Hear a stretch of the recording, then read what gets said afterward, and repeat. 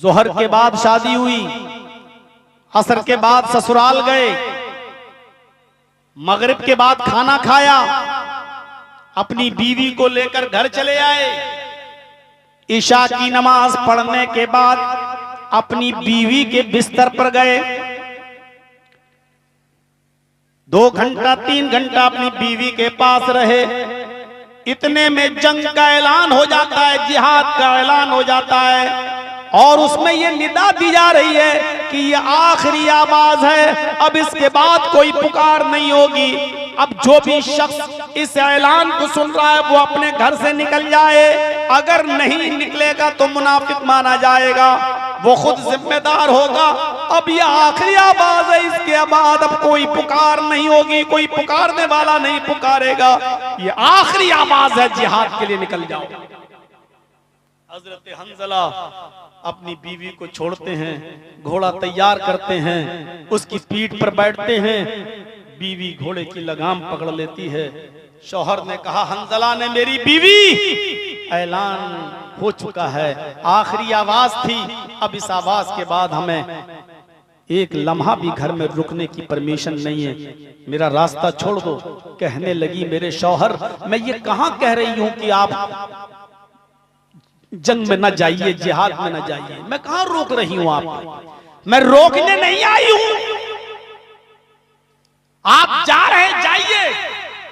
आपने एक रात भी मुझे नहीं दी, फिर भी मुझे कोई शिकायत नहीं है, आप जाइए।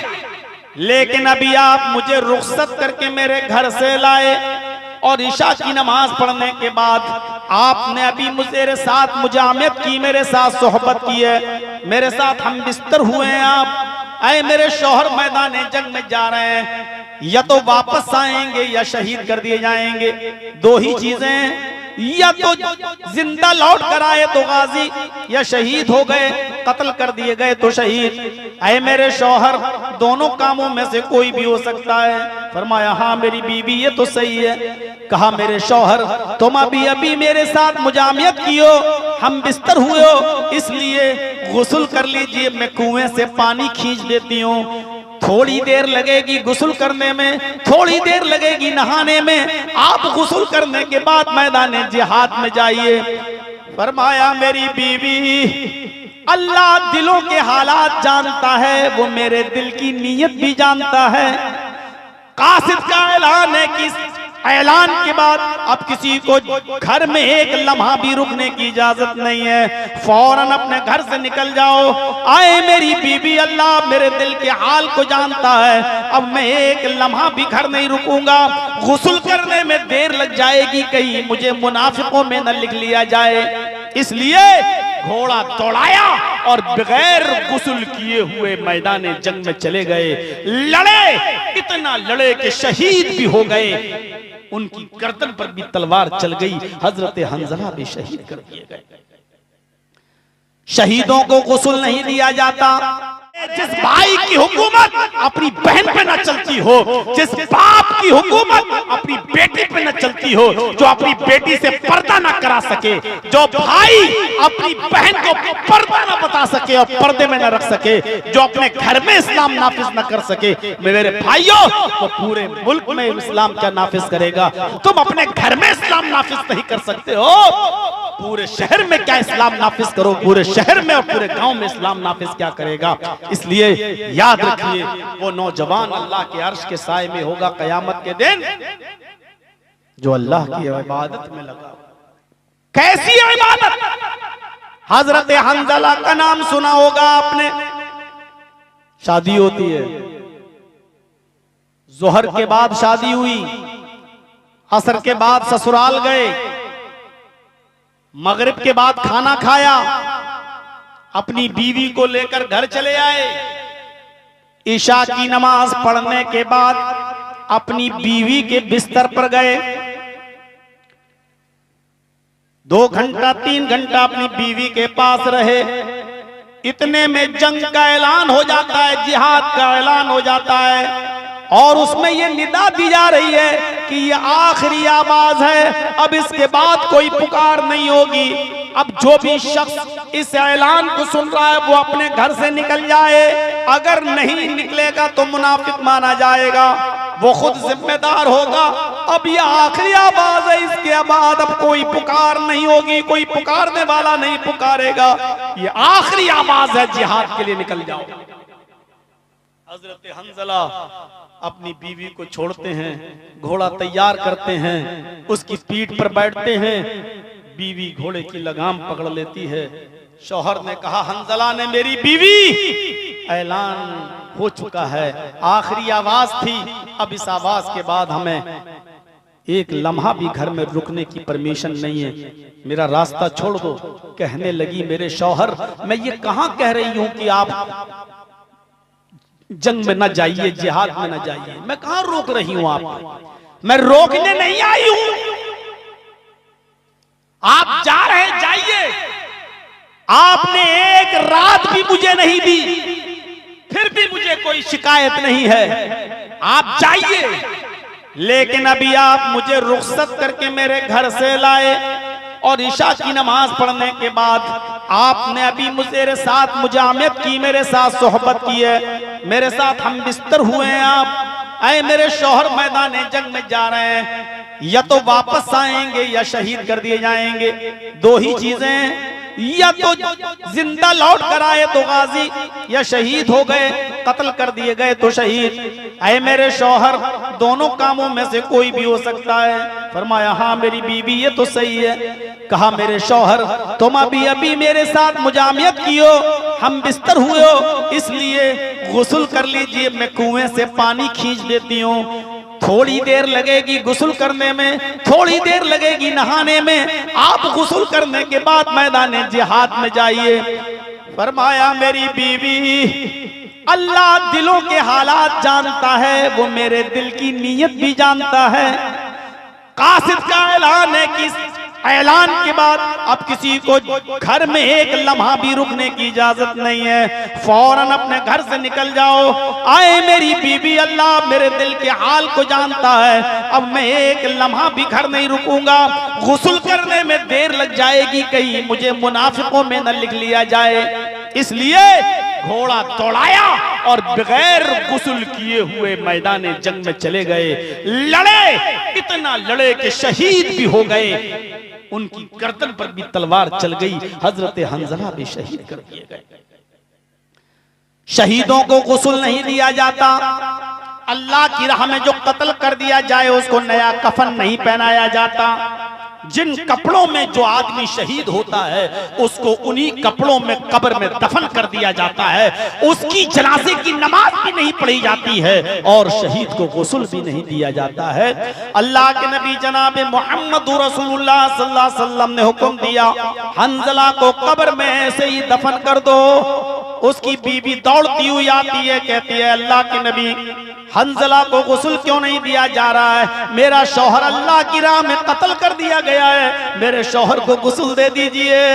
अल्लाह के नबी ने फरमाया, आए हंजला की बीवी, तुझे पता नहीं शहीदों को गुस्ल नहीं दिया जाता है, जो अल्लाह की राह में कत्ल कर दिया जाए उसको गुस्ल नहीं, उसको कफन नहीं पहनाया जाता, उसकी नमाज जनाजा नहीं होती।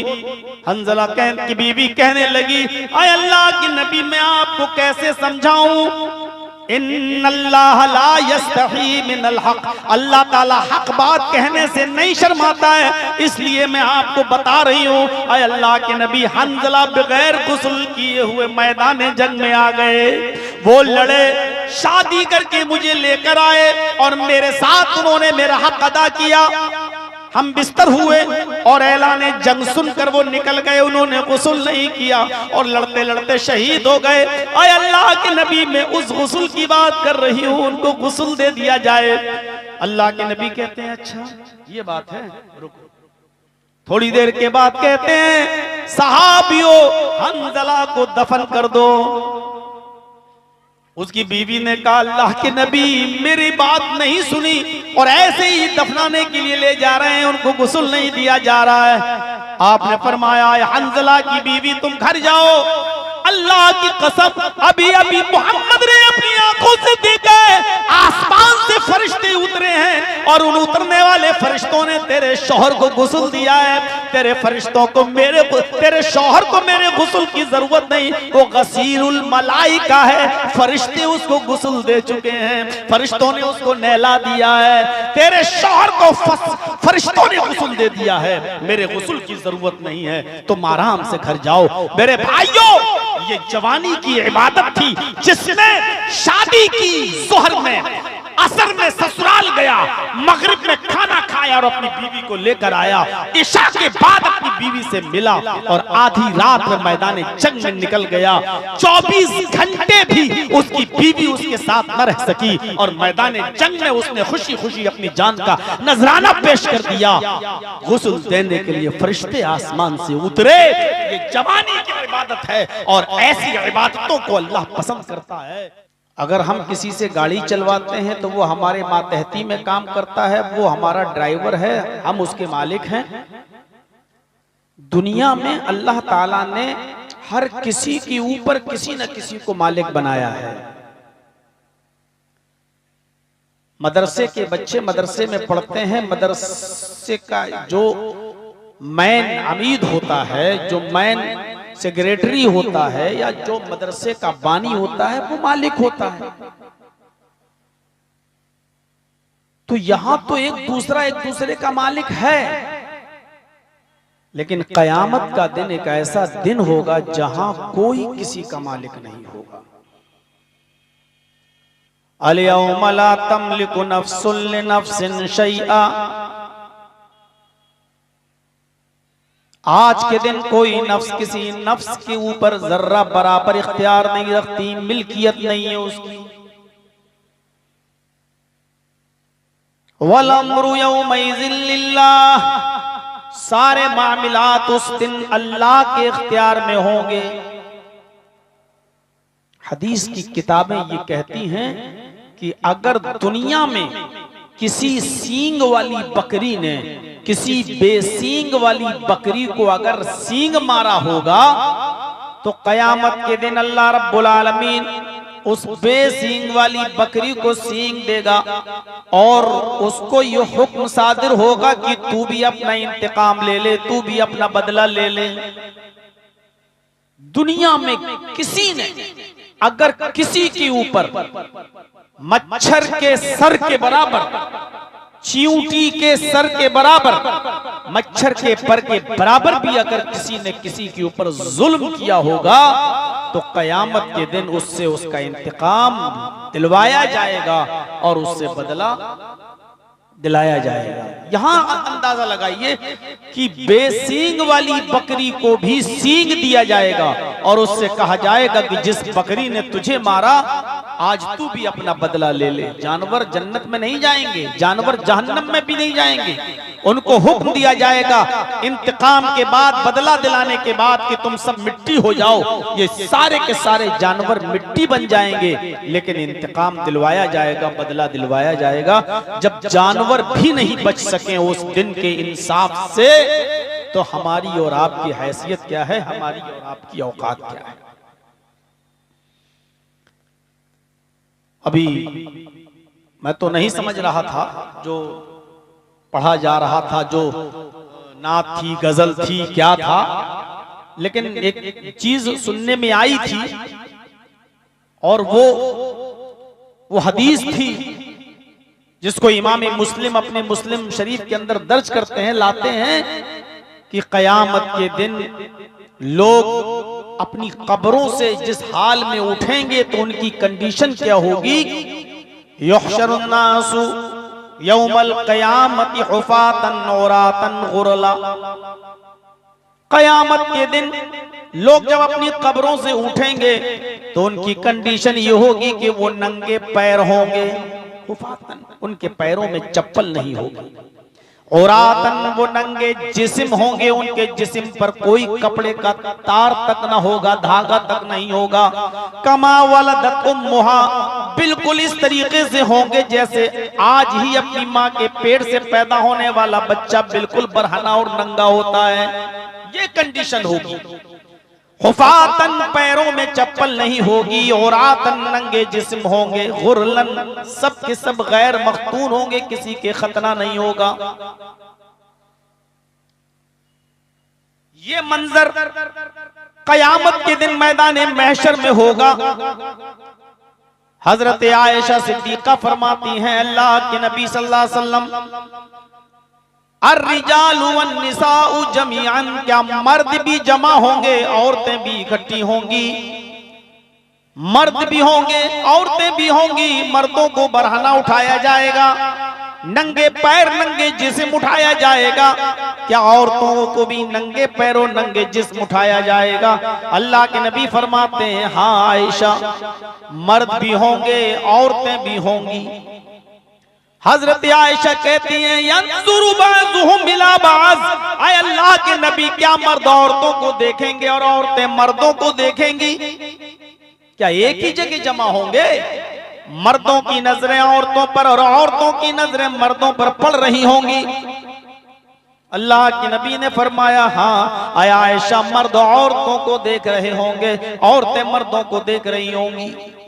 हजरत आयशा ने फरमाया, आय अल्लाह के नबी, तब तो औरतें मारे शर्म के मर जाएंगी जब मर्द उनकी तरफ नजरें उठाकर देखेंगे। तब तो औरतें मारे शर्म के मर जाएंगी जब मर्द उनकी तरफ नजरें उठा के देखेंगे। अल्लाह के नबी फरमाते हैं, आयशा, इतनी फिक्र किसको होगी? कौन शहवत की नजर डालेगा? कौन गंदी नजर डालेगा? कौन भड़कीली नजर डालेगा? किसी को इतनी हिम्मत नहीं होगी। हर इंसान को अपनी अपनी फिक्र होगी, वो अपने आप को बचाना चाह रहा होगा। हम बच जाएं, वो अपने आप को बचाने की फिक्र करेगा। कोई किसी की तरफ नजर डालेगा लेकिन शहवत की नजर नहीं डालेगा, हवस की नजर नहीं डालेगा। यहाँ तो कपड़ा थोड़ा सा पिंडली से ऊपर घुटने तक पहुंच जाए तो मजनू और दीवाना वार निगाहों से उसको देखा जाता है, उसके पीछे लग जाया जाता है। कयामत के दिन सब बरहना होंगे, नंगे होंगे, मर्द भी और औरतें भी, लेकिन कोई किसी की तरफ नजरें उठाकर नहीं देख सकेगा। मामला इतना सख्त होगा। इस कयामत का एक हौलनाक मंजर बयान करने के बाद अल्लाह के नबी फरमाते हैं, वो दिन 50,000 साल का दिन होगा। सूरज अपनी जगह पर रुक जाएगा, इसीलिए उस दिन का नाम रखा गया यौमुल क़यामा, ठहर जाने वाला दिन, रुक जाने वाला दिन। वो कयामत का दिन अपनी जगह पर रुक जाएगा। सूरज गुरूब नहीं होगा, बस निकला रहेगा, अपनी जगह पर रहेगा। 50,000 साल का दिन होगा। लोगों के हिसाबो किताब हो रहे होंगे और सूरज सिर्फ 1 मील के फासले पर होगा। तकोनु शम्सु यौमल क़यामति कमिक़दारि मील। मुस्लिम शरीफ की हदीस के अल्फाज हैं, कयामत के दिन ये सूरज सिर्फ 1 मील के फासले पर होगा। आज तो 9 करोड़ 30 लाख मील की बुलंदी पर है। आज इस जमाने में मुहक्किकीन ने लिखा है, साइंटिस्ट बताते हैं, माहिरीन फलकियात एतराफ करते हैं कि सूरज हमारी इस मौजूदा जमीन से 9 करोड़ 30 लाख मील की बुलंदी पर है। 1 करोड़ 40 लाख डिग्री सेंटीग्रेड इसके अंदर गर्मी पाई जाती है। 1 करोड़ 40 लाख डिग्री सेंटीग्रेड इसके अंदर गर्मी पाई जाती है। ये सूरज कयामत के दिन 9 करोड़ 30 लाख मील की बुलंदी पर नहीं, सिर्फ 1 मील की बुलंदी पर होगा। सर के ऊपर बस 1 मील की बुलंदी पर होगा। 1 करोड़ 40 लाख डिग्री सेंटीग्रेड गर्मी इसी जमीन के ऊपर पड़ रही होगी। 9 करोड़ 30 लाख मील की बुलंदी पर है, तब तो हम मई और जून के महीने में बनियान तक उतार देते हैं, पसीने में शराबोर हो जाते हैं, फ्रिज के अंदर से ठंडी बर्फ के पानी की ठंडी बोतलें हम पानी पीना शुरू कर देते हैं। रमजान के महीने में गर्मियों के अंदर हम ठंडा कपड़ा अपने सर पर रखते हैं, जब 9 करोड़ 30 लाख मील की बुलंदी पर है तब ये हाल है। 1 मील की बुलंदी पर होगा तब हमारा हाल क्या होगा। इस सूरज की गर्मी की तपिश क्या होगी, गर्मी क्या होगी। और अल्लाह के नबी फरमाते हैं कयामत के दिन सूरज की गर्मी की वजह से इंसान पसीने में शराबोर होगा और अपने अमाल के मुताबिक पसीने में डूबा हुआ होगा। कोई टखने के बराबर पसीने में डूबा होगा, कोई पिंडली के बराबर पसीने में डूबा होगा, कोई घुटनों के बराबर पसीने में डूबा होगा, कोई कमर के बराबर पसीने में डूबा होगा, कोई कांधे के बराबर पसीने में डूबा हुआ होगा। अपने अपने अमाल के बकद्र लोग पसीने में डूबे होंगे और बहुत से तो ऐसे होंगे जो चीख रहे होंगे, चिल्ला रहे होंगे, इलाहुल आलमीन मैदान महशर की तकलीफ हमसे बर्दाश्त नहीं हो रही है, इससे तो बेहतर है अगर तू हमें जन्नत नहीं देता है तो मैदान महशर में मत रख, इससे तो बेहतर है कि तू हमें जहन्नम में डाल दे। हालांकि जहन्नम का मुआयना भी किया नहीं होगा, जहन्नम की तकलीफ का एहसास अभी हुआ नहीं होगा, अभी देखी नहीं होगी जहन्नम, लेकिन ख्वाहिश करेंगे मैदान महशर से मैं बच जाऊं और मैं जहन्नम में चला जाऊं। ये हाल होगा मैदान महशर में सूरज की गर्मी का। उस दिन उस गर्मी से सिर्फ ये 7 किस्म के लोग महफूज होंगे जिनको सूरज की गर्मी नुकसान नहीं पहुंचाएगी, और ये लोग अल्लाह के अर्श के साए में होंगे। ये 7 किस्म के लोग कौन हैं जिनको कयामत के दिन सूरज की गर्मी नुकसान नहीं पहुंचाएगी और अल्लाह अपने अर्श के साए में जगह देगा।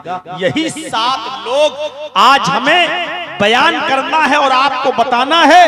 और कोशिश करिएगा हर आदमी यहाँ जो बैठा है अपने गरीबानों के बटन खोलकर अपने गरीबानों में झांक कर सोचे कि इन 7 किस्म की लोगों में क्या हम हैं कि नहीं। ये 7 अच्छाइयां हमारे अंदर पाई जा रही हैं या नहीं पाई जा रही हैं। अभी मैं 1 नंबर से शुरू करूंगा।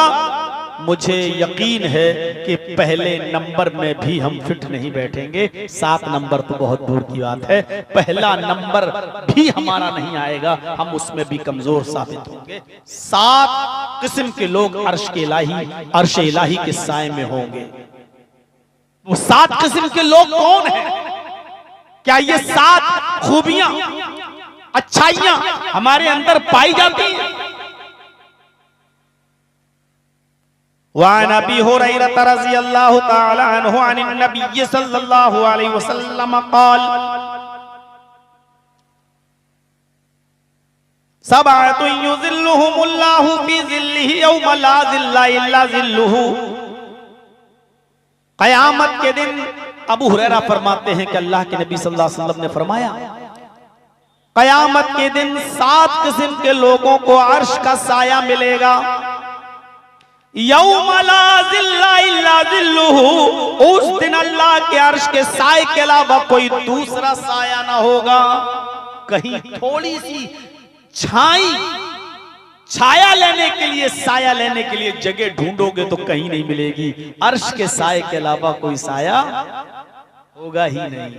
जैसे हम सफर करते हैं तो किसी दरख्त के साए में बैठ जाते हैं थोड़ा सा गर्मी से बच जाएं। कयामत के दिन अर्श के साए के अलावा कोई साया नहीं होगा, और अर्श का साया भी हर किसी को नसीब नहीं होगा, सिर्फ ये 7 किस्म के लोगों को नसीब। उस दिन उस अर्श के साए के अलावा कोई साया नहीं होगा। पहला शख्स कौन होगा? अल इमामुल आदिल, अदलो इंसाफ करने वाला जिम्मेदार, अदलो इंसाफ करने वाला इमाम, अदलो इंसाफ करने वाला हाकिम वक्त, अदलो इंसाफ करने वाला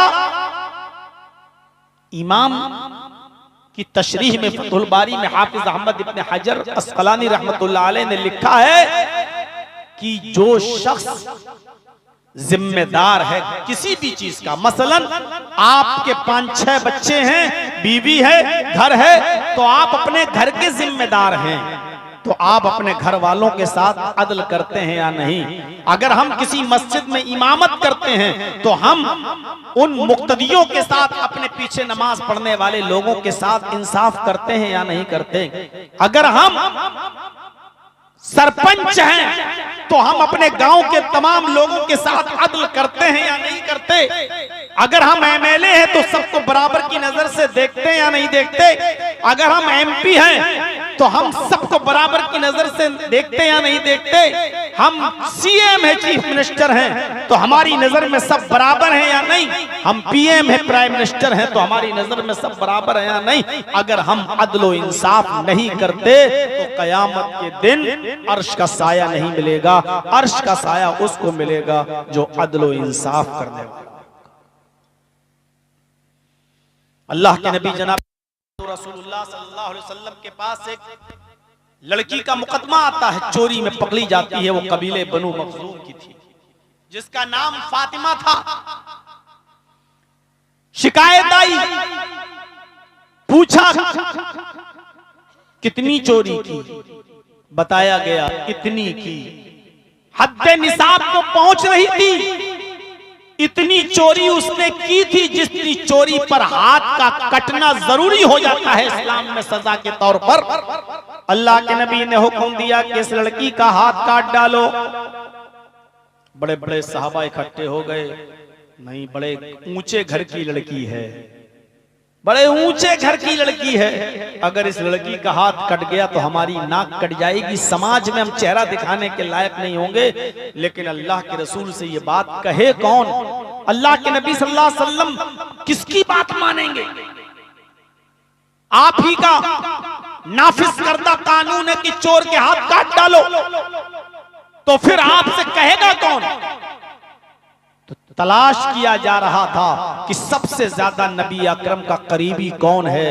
किसी ने बताया कि अल्लाह के रसूल सल्लल्लाहु अलैहि वसल्लम उसामा इब्ने ज़ैद से बड़ी मोहब्बत करते हैं, उनको अपने पास बिठाते हैं और उनकी बात भी मानते हैं।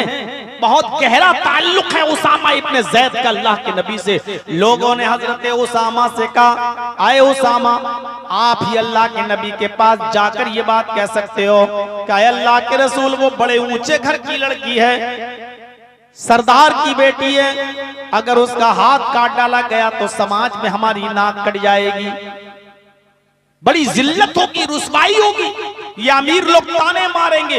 इतने बड़े बड़े अमीर लोग भी तुम्हारे बताइए महफूज नहीं है, उनके भी हाथ काट डाले जाते हैं। इतने असरो रसूख वाले लोग, इतने पावरफुल लोगों की बेटियों के भी हाथ काट डाले गए। चाहिए अल्लाह के नबी से सिफारिश कीजिए।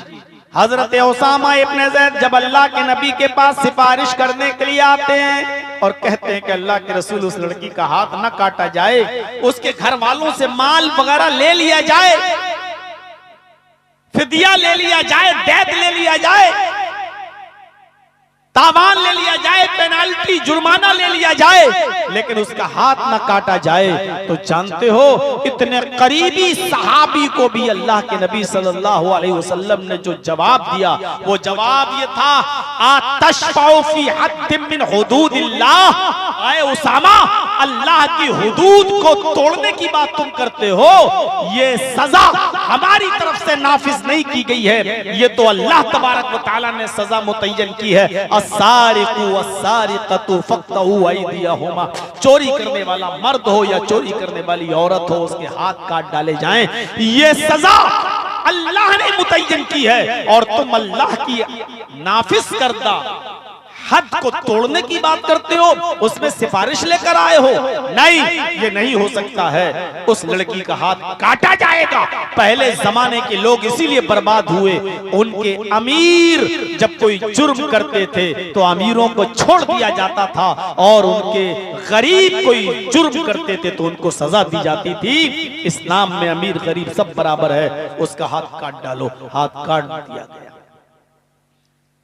जब उस फातिमा नामी लड़की का हाथ काटा गया, सहाबा के चेहरे झुके हुए थे। अल्लाह के नबी सल्लल्लाहु अलैहि वसल्लम ने उनके अंदर जोश दिलाने के लिए फरमाया, लोगों, बनु मखजूम की लड़की का हाथ काट डाला गया, तुम्हें इसको लेकर बड़ी चिंता हो रही है।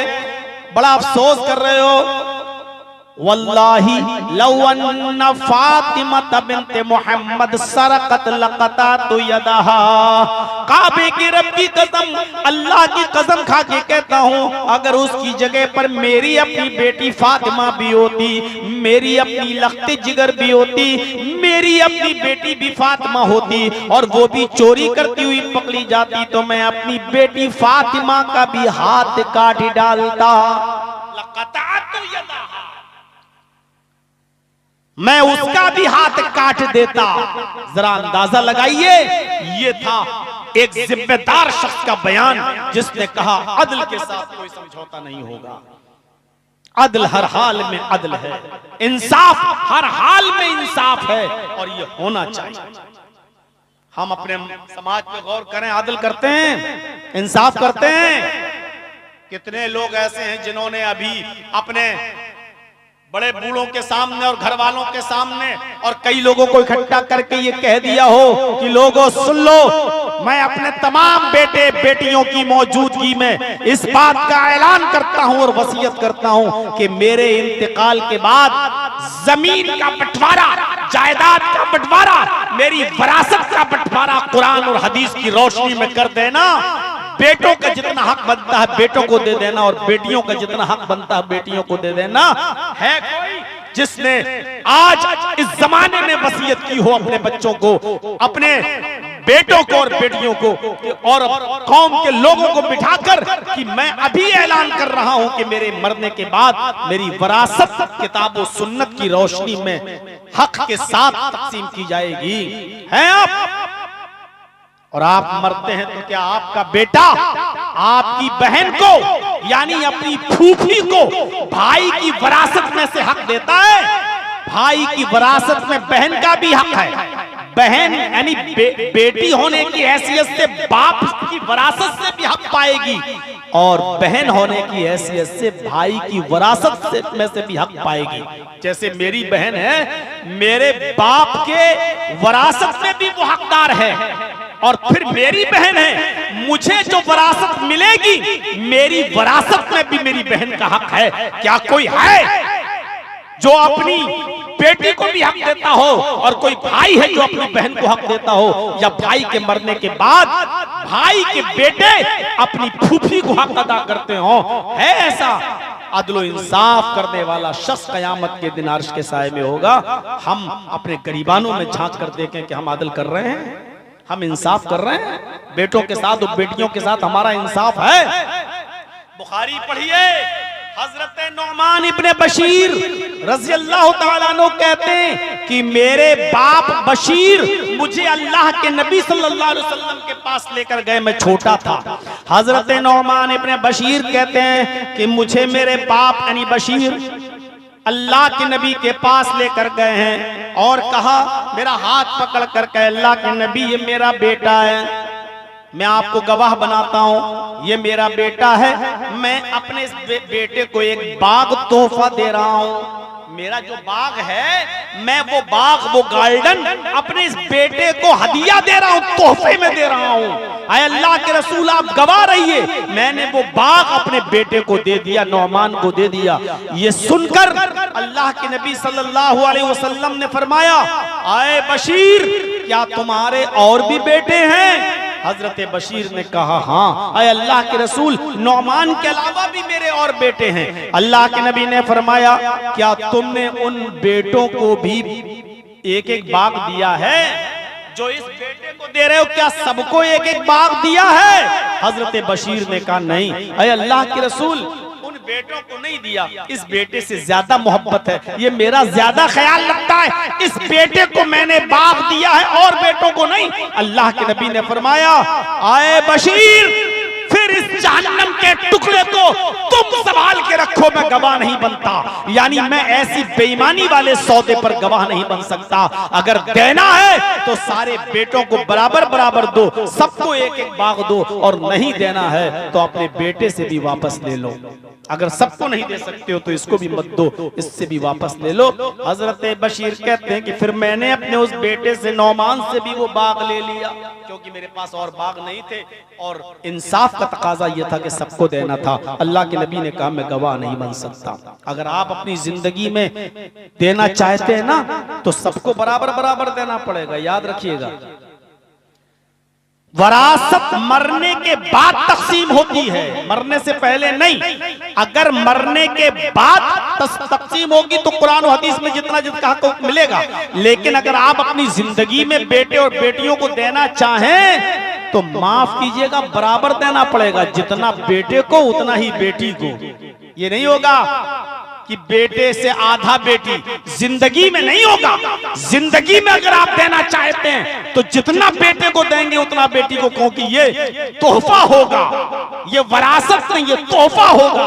वरासत तो आपके मरने के बाद तकसीम होगी, जिसमें बेटे को जितना मिलेगा उससे आधा बेटी को मिलेगा। मेरे भाइयों, वो फिर दूसरी तकसीम उस तरफ चली जाएगी, मैं उस तरफ नहीं जाना चाहता। मैं ये बताना चाहता हूं कि अदल अगर जिंदगी में करना है तो सबके साथ बराबर बराबर करो, या अपनी जिंदगी में ऐलान कर दो कि मेरे इंतकाल के बाद कुरान और हदीस की रोशनी में जितना जिसका हक बनता है, बेटों का बेटों को मिले, बेटी बेटी को मिले, बहन का जो हक है वो बहन को दिया जाए, माँ का जो हक है वो माँ को दिया जाए। आप अपनी जिंदगी में ऐलान करके सबको दोष हो जाइए, ताकि कयामत के दिन आपसे फिर इस मसले पर सवाल जवाब ना हो। मेरे भाइयों, अगर आप बगैर कहे और बगैर ऐलान किए हुए चले गए तो याद रखिएगा बहुत बुरा होगा। अगर आपने ये कह दिया मेरा ये बेटा मेरा ज्यादा ख्याल रखता है, इसको ज्यादा दे दो, या छोटे बेटे को ज्यादा दे दो, क्योंकि छोटे से सबको प्यार होता है, बड़ी मोहब्बत होती है। अगर आपने अपनी जिंदगी में किसी को ज्यादा किसी को कम दे दिया, तब तो कयामत के दिन आप जन्नत की खुशबू भी नहीं पाएंगे। ये बहुत बड़ा गुनाह करके आप इस दुनिया से जा रहे हैं। जो ज्यादा खिदमत कर रहा आपका बेटा वो ज्यादा सवाब पाएगा अल्लाह के यहाँ, इसका इनकार नहीं। लेकिन आप ज्यादा खिदमत करने की वजह से उसको आप ज्यादा हिस्सा दे दें, ज्यादा जमीन दे दें, ज्यादा बड़ा प्लॉट दे दें, उसका ज्यादा ख्याल रखें, ये अदल और इंसाफ के खिलाफ है। अल्लाह के नबी सल्लल्लाहु अलैहि वसल्लम ने इससे मना किया है, इससे मना किया है। तो मेरे भाइयों, अदल का तकाजा यह है हर इंसान अदल करे, हर इंसान अदल करे। अदल एक ऐसी चीज है जो अल्लाह तबारक व तआला ने मुसलमानों को हुक्म दिया है कि काफिर के साथ भी अदल करो। हिंदू मुसलमान सिख ईसाई नहीं, इंसाफ का तकाजा हो तो जो सही बात हो वो करो। वला यजरिमन्नकुम शनआनु कौमिन अला अल्ला तादिलू, किसी कौम की दुश्मनी तुम्हें इस बात पर मजबूर न कर दे कि तुम उसके साथ अदल न करो। इअदलू, तुम्हें हर हाल में अदल करना है, हर हाल में तुम्हें इंसाफ से काम लेना है, हर हाल में अदल और इंसाफ से काम लेना है, हर हाल में। जब अंग्रेजों की हुकूमत थी ना, तो एक जमीन का झगड़ा था, जमीन का झगड़ा। हिंदू कहते थे ये हमारी जमीन है, मुसलमान कहते थे ये हमारी जमीन है। ब्रिटिश गवर्नमेंट में जब ये अदालत में मुकदमा गया तो जज परेशान था, अंग्रेज जज सोचने लगा कि मैं क्या करूं, किसको ये जमीन दूं। तो आखिरकार उसने ये फैसला किया कि कोई ऐसा आदमी बताओ जिसकी गवाही हिंदू भी मान ले और मुसलमान भी मान ले।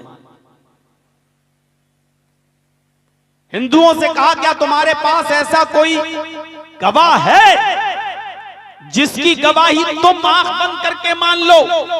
और मुसलमान से पूछा, मुसलमानों ने मना कर दिया कि मेरे पास ऐसा कोई गवाह नहीं। हिंदुओं से पूछा कि तुम्हारे पास ऐसा कोई गवाह है जिसकी गवाही तुम भी मान लो और ये भी मान ले? हिंदुओं ने कहा हाँ हमारे पास एक गवाह है, और उन्होंने एक मुसलमान बुजुर्ग का बूढ़े आदमी का नाम बताया। हिंदू भाइयों ने एक मुसलमान बुजुर्ग और बूढ़े आदमी का नाम बताया। मुसलमान देखते रह गए। मुसलमानों ने कहा क्या उस बुजुर्ग उस बूढ़े आदमी की गवाही तुम मान लोगे? हिंदुओं ने कहा कि हाँ हम मान लेंगे। मुसलमानों ने कहा कि अगर तुम उस बूढ़े आदमी की और बुजुर्ग की बात मानने के लिए तैयार हो, वो तो हमारी कौम का है, हम भी उसकी गवाही मानने के लिए तैयार हैं। जज ने कहा जब तुम दोनों उसकी गवाही मानने के लिए तैयार हो तो फिर उसको बुलाओ। हिंदुओं ने कहा जज साहब परेशानी यह है कि वो यहां नहीं आएगा। कहा क्यों? कहा कि उस मुसलमान बुजुर्ग ने, उस बूढ़े आदमी ने यह कसम खाई है कि मैं किसी फिरंगी का, किसी अंग्रेज का चेहरा नहीं देखूंगा, और आप इस कुर्सी पर बैठकर, फैसले की अदालत में बैठकर आप कुर्सी पर बैठे हैं, वो आपका चेहरा नहीं देखेगा। जज ने कहा कि मामला बड़ा पेचीदा है, उसने अगर मेरे चेहरे को न देखने की कसम खाई है तो मैं उसकी कसम को तोड़ूंगा नहीं। एक पर्दा डाल दिया जाएगा, उससे कहो कि तुम गवाही देने आओ, जज के ऊपर तुम्हारी नजर नहीं पड़ेगी, तुम जज का चेहरा नहीं देख सकोगे। बहरहाल उस बुजुर्ग को लाया गया, उस मुसलमान आदमी को। उस मुसलमान आदमी की इस वादे को भी पूरा किया गया और जज ने एक पर्दा डलवा लिया अपने सामने। ब्रिटिश कोर्ट के अंदर ये मुसलमान बेचारा, ये बुजुर्ग आदमी जब कोर्ट के अंदर जाता है, कटघरे में खड़ा होता है, जज साहब ने गरजदार आवाज में कहा हिंदू भी तुम्हें अपना गवाह मानते हैं और मुसलमान भी, तुम्हारे अलावा कोई ऐसा आदमी मुझे नहीं मिला कि जिसको दोनों लोग मान लें। तुम्हारी गवाही इस मुकदमे का फैसला अच्छी तरीके से करवा सकती है और मुझे भी आसानी होगी। इसलिए मैं तुमसे ये पूछना चाहता हूँ कि ये फला फला जमीन जिस पर मुसलमान कहते हैं ये हमारी है और हिंदू कहते हैं ये हमारी है, तुम इंसाफ के साथ बताओ, सच्ची गवाही देकर बताओ कि ये जमीन का असली मालिक कौन है। उस मुसलमान बुजुर्ग ने कोर्ट के अंदर से गवाही देते हुए फरमाया जज साहब उस जमीन का असली मालिक ये हिंदू भाई है, मुसलमान तो खामखा एक फितना फसाद बर्पा कर रहे हैं, मुसलमान का उस जमीन के साथ कोई ताल्लुक नहीं है। इसके बाद जज साहब ने वो जमीन हिंदू भाइयों के सुपुर्द कर दी मुसलमान की गवाही पर। थोड़ा सा मुसलमानों को ताज्जुब तो हुआ, लेकिन चूंकि वो पहले कह चुके थे कि मुझे उसकी गवाही पर कोई एतराज नहीं, मुसलमानों को थोड़ी सी तकलीफ हुई। लेकिन कितने हिंदू ऐसे थे जो उस मुसलमान आदमी की गवाही के बाद वहां कलमा पढ़ रहे थे और इस्लाम कबूल कर रहे थे और ये कह रहे थे अपनी जबान से अशहदु अल्ला इलाहा इल्लल्लाह व अशहदु अन्ना मुहम्मदन अब्दुहु व रसूलुहु। ये कलमा पढ़कर इस्लाम कबूल कर रहे थे, ये जानकर कि मुसलमान कभी झूठ नहीं बोलता है, उसकी सच्ची गवाही है। इस मुसलमान की गवाही की बुनियाद पर मेरे भाइयों बहुत से गैर मुस्लिमों का दिल इस गवाही, इस बुजुर्ग ने जीत लिया। ये था अदल का तकाजा, ये था इंसाफ का तकाजा। हम इंसाफ करते हैं। अभी कोई लड़का कोई लड़की लेके भाग जाए अपने माशरे से, समाज से, गांव से, और होता ही है, होता है ऐसा। अभी पंचायत बैठेगी और मौलाना जर्जी साहब गांव के सरपंच हैं, लड़का लड़की दोनों को बिठाया जाएगा, बुलाया जाएगा और कहा जाएगा तुम लेके भागे थे कि हाँ भागे थे। अच्छा, लड़की वाला कहेगा मेरी लड़की की जिंदगी बर्बाद हो गई, अब शादी करो मेरी बेटी के साथ। वो कहेगा शादी नहीं करूंगा तेरी बेटी के साथ।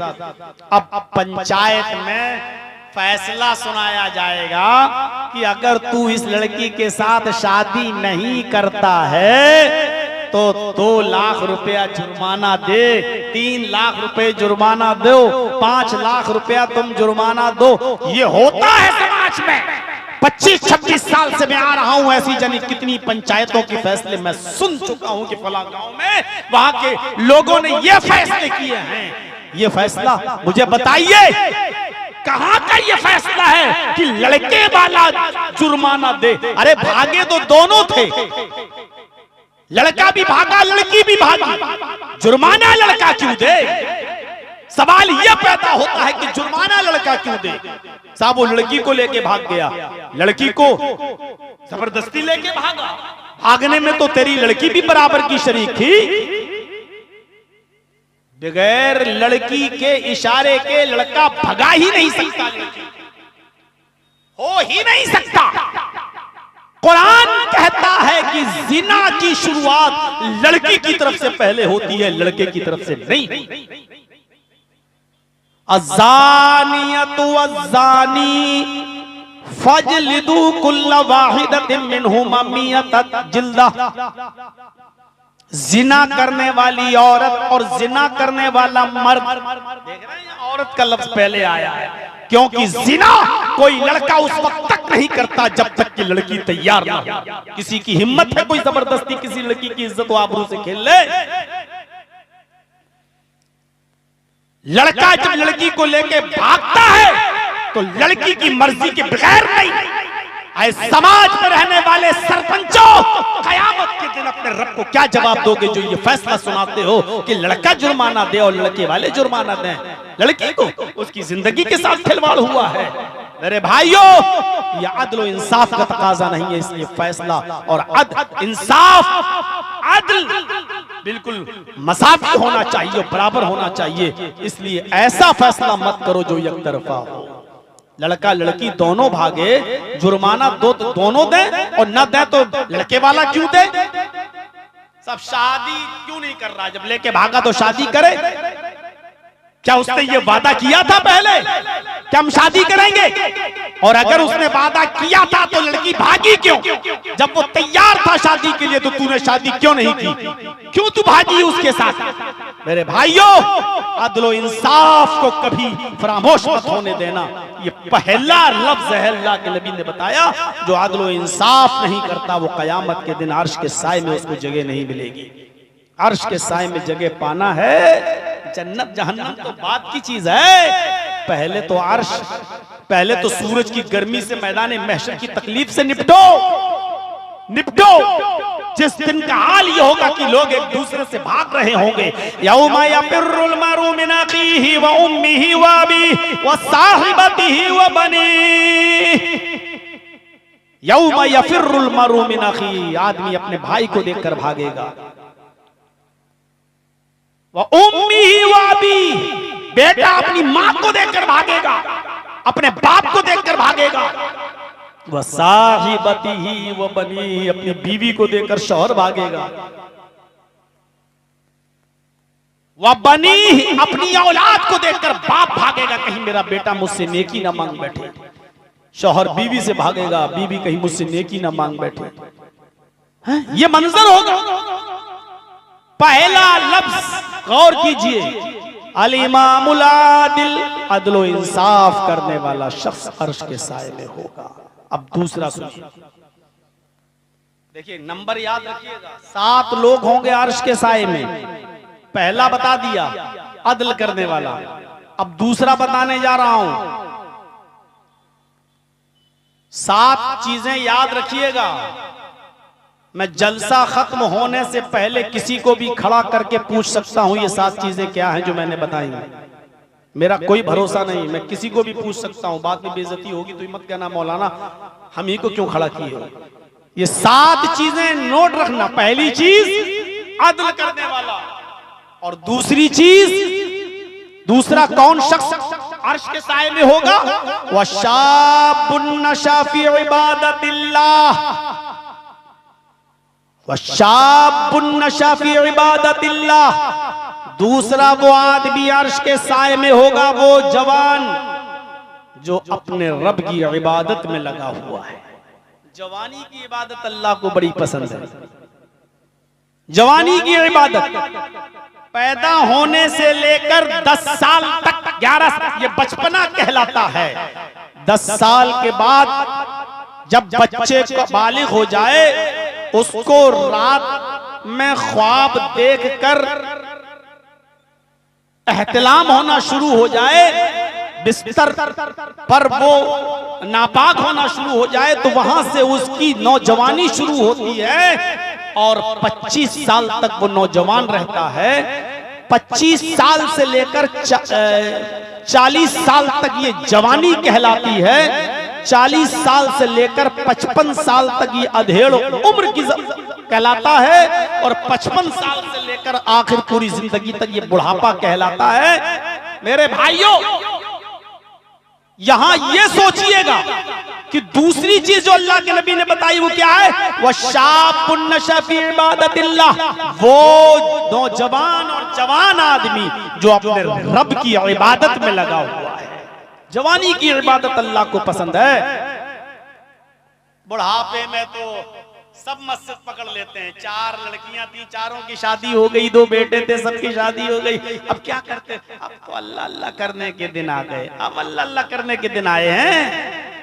क्या करना, सब अल्लाह अल्लाह करना है, क्या करना है। अब तो पूरी जिंदगी गुजारी ली है, पकड़ी छड़ी, अजान की आवाज आई, चले गए मस्जिद में, नमाज खत्म हुई, आ गए, बच्चे कमाने लगे, खिला रहे हैं, पिला रहे हैं। अब तो तुम कर ही लोगे, अब तो कोई और काम करने के लायक नहीं हो तो मस्जिद भी नहीं जाओगे, मस्जिद भी अब नहीं जाओगे। ये इबादत ठीक है, करना चाहिए, लेकिन इबादत ये पसंद नहीं है। इबादत तो वो पसंद है जो जवानी के अंदर की जाए।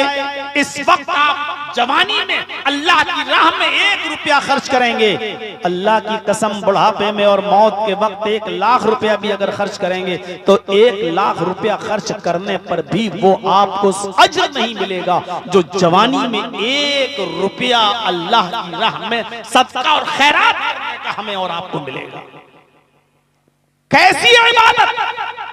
हजरत हंजला का नाम सुना होगा आपने।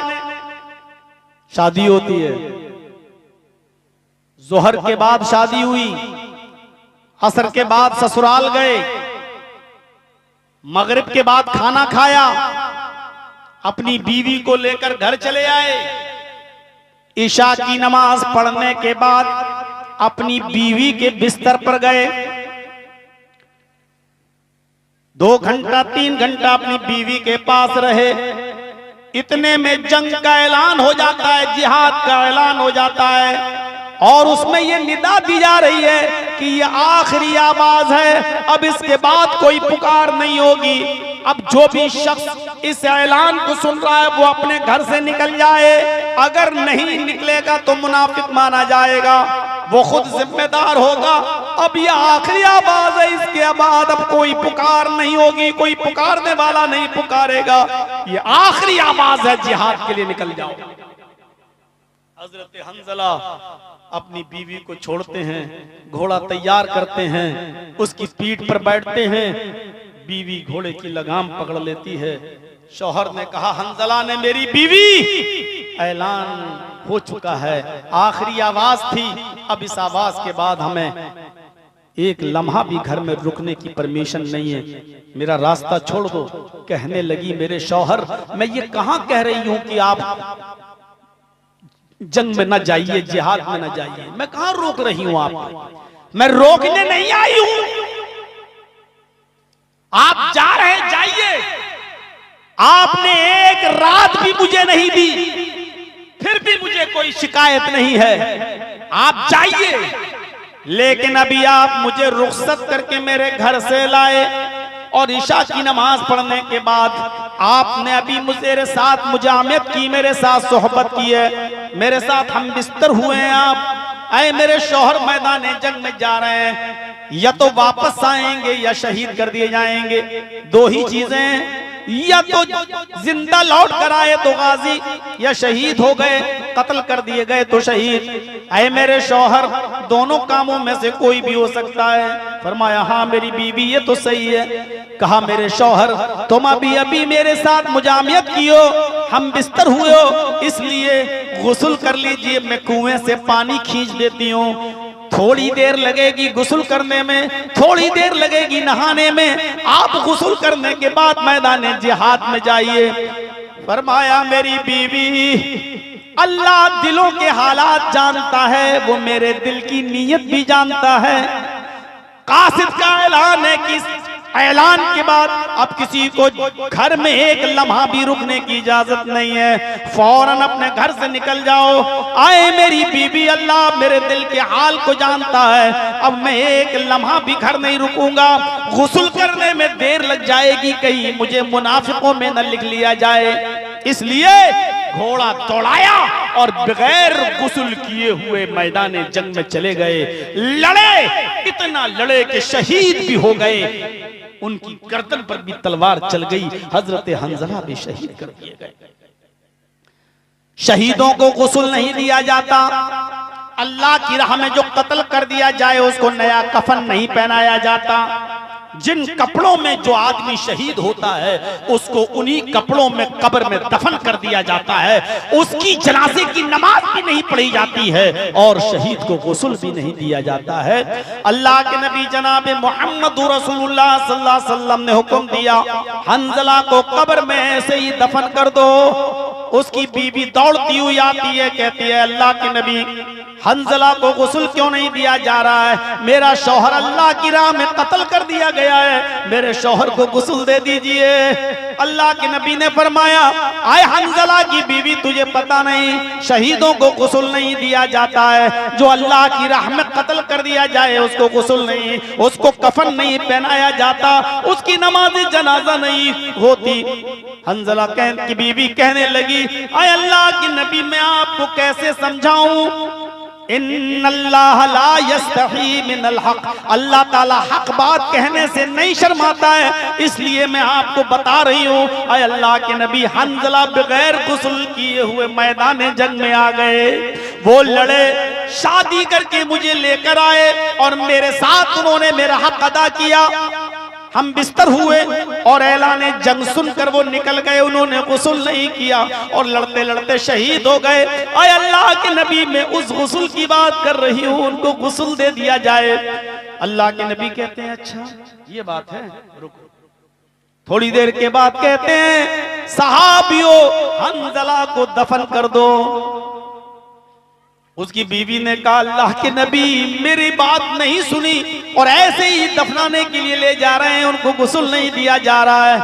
आपने फरमाया, हंजला की बीवी तुम घर जाओ, अल्लाह की कसम अभी अभी मोहम्मद ने अपनी आंखों से देखा है, आसमान से फरिश्ते उतरे हैं और उन उतरने वाले फरिश्तों ने तेरे शौहर को गुस्ल दिया है। तेरे फरिश्तों को तेरे शौहर को मेरे गुस्ल की जरूरत नहीं, वो गसीरुल मलाइका है, फरिश्ते उसको गुस्ल दे चुके हैं, फरिश्तों ने उसको नहला दिया है। तेरे शौहर को फरिश्तों ने गुस्ल दे दिया है, मेरे गुस्ल की जरूरत नहीं है, तुम आराम से घर जाओ। मेरे भाइयों, ये जवानी की इबादत थी, जिसने शादी की, जोहर में, असर में ससुराल गया, मगरिब में खाना खाया और अपनी बीवी को लेकर आया, इशा के बाद अपनी बीवी से मिला और आधी रात में मैदान जंग में निकल गया।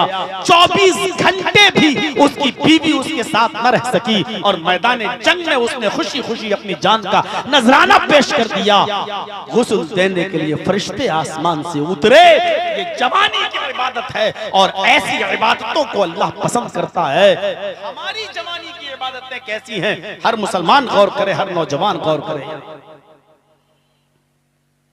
26 साल पहले जो माहौल था आज भी वो माहौल, 26 साल पहले जहेज की जो भरमार थी आज भी। पहले साइकिल चलती थी, अब मोटरसाइकिल चलती है। पहले 5, 6, 10 हजार मांगे जाते थे, अब 3, 4 लाख 5 लाख रुपए की डिमांड की जाती है। करेंसी की कीमत बढ़ती गई, स्टाइल भी भीख मांगने की बढ़ती गई। लेकिन इन 25-26 साल के अरसे में पूछो कि तब्दीली कितनी आई, तो कोई तब्दीली नहीं आई, कोई चेंजिंग नहीं आई। जलसों का असर कितना पड़ा, तो कोई असर नहीं पड़ा। अगर कोई मुझसे कहे कि 100 में आप कितना नंबर देंगे, तो मैं 0/100, कोई फर्क नहीं। नौजवानों, यह इबादत का मंजर देखिए आप। 2 चीजें याद रखेंगे ना, दोनों चीजें। एक आदल करने वाला इंसान जन्नत अर्श के साए में होगा, दूसरा वो जवान आदमी जो अल्लाह की इबादत में लगा हुआ है, अल्लाह की इबादत। उक़बा इब्ने नाफ़े सारी जमीन पर झंडा लहराते हुए, इस्लाम का परचम लहराते हुए अफ्रीका के साहिल पर जब पहुंचता है, सामने समंदर आ जाता है, दाएं देखता है तो इस्लाम, बाएं देखता है तो इस्लाम, पीछे देखता है तो इस्लाम, सामने समंदर, कहता अल्लाह अब मैं कहां जाऊं? जहां जा रहा हूं वहां इस्लाम फैल चुका है, तेरे नबी का झंडा लहर चुका है, सामने समंदर है। अब मैं कहां जाऊं? इस्लाम कहां फैलाऊं? कहां लड़ूं? कहां तेरे नबी का दीन पहुंचाऊं? सामने समंदर है, मुझे नहीं मालूम इस समंदर को क्रॉस करने के बाद भी कोई जमीन, कोई टुकड़ा वहां आबाद है। आय अल्लाह, अगर मुझे मालूम हो जाए कि इस जमीन को क्रॉस करने के बाद भी तेरी कोई मखलूक रहती है, इस समंदर को पार करने के बाद भी कोई गांव, कोई आबादी है और वहां तेरी मखलूक रहती है, तो हम अपने घोड़ों को समंदर में डाल देंगे और उस वक्त तक रुकने का नाम नहीं लेंगे जब तक कि उस बस्ती में भी मोहम्मद रसूलुल्लाह का परचम न लहरा दूं। ये था उक़बा इब्न नाफे, जिसने अपनी नौजवानी में यह ऐलान किया था कि आय अल्लाह, अगर मालूम हो जाए कि समंदर को पार करने के बाद भी कोई बस्ती रहती है तो मैं अपने घोड़ों को समंदर में डाल दूं। तुम अपने घर में इस्लाम नाफिज नहीं कर सकते हो, पूरे शहर में क्या इस्लाम नाफिज करोगे? पूरे स्टेट में क्या इस्लाम नाफिज करोगे? अरे जिस भाई की हुकूमत अपनी बहन पे न चलती हो, जिस बाप की हुकूमत अपनी बेटी पे न चलती हो, जो अपनी बेटी से पर्दा न करा सके, जो भाई अपनी बहन को पर्दा न बता सके और पर्दे में न रख सके, जो अपने घर में इस्लाम नाफिज न कर सके, मेरे भाइयों, तो पूरे मुल्क में इस्लाम क्या नाफिज करेगा? पूरे शहर में और पूरे गांव में इस्लाम नाफिज क्या करेगा? इसलिए याद रखिए, वो नौजवान अल्लाह के अर्श के साए में होगा कयामत के दिन, जो अल्लाह की इबादत में लगा। अब तीसरी चीज की तरफ आइए, वशाबुन नशा फी इबादत रब्बिही व रजुलुन क़ल्बुहु मुअल्लकुन फिल मसाजिद। वो शख्स जिसका दिल मस्जिद में लटका हुआ है। लटका हुआ का मतलब नमाज पढ़ लेता, वो एक अलग मसला हो गया। लटका हुआ का मतलब रजुलुन क़ल्बुहु मुअल्लकुन फिल मसाजिद, जिसका दिल मुअल्लक है, लटका हुआ है मस्जिदों में। मसलन ज़ोहर की नमाज पढ़ के घर आया, खाना खा रहा है, बार बार घड़ी देख रहा, असर का वक्त कब हो रहा, काम करना शुरू किया, असर कब हो रही है, बार बार उसकी नजर माइक पर है, असर की अजान कब होती है। काम भी करता जा रहा है, असर में दिमाग भी लटका है, और जैसे ही असर की अजान सुनता है अपना काम छोड़ देता है, फौरन मस्जिद की तरफ भागता है।